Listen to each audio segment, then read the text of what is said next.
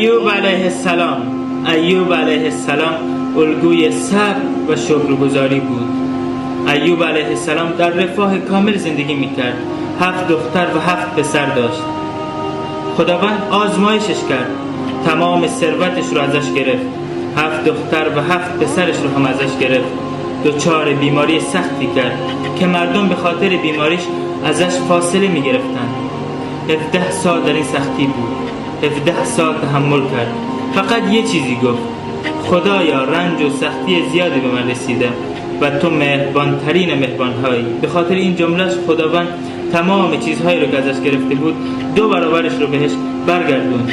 در هر شرایطی که هستی بگو الحمدلله، خدای شکرت، هیچ وقت ناشکری نکن. سلام علیکم.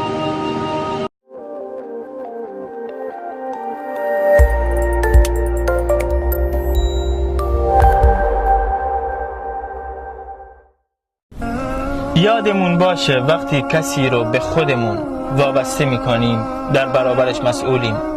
در برابر شکستن غرورش، در برابر لحظه های تنهاییش، در برابر لحظه های بیقراریش مسئولیم.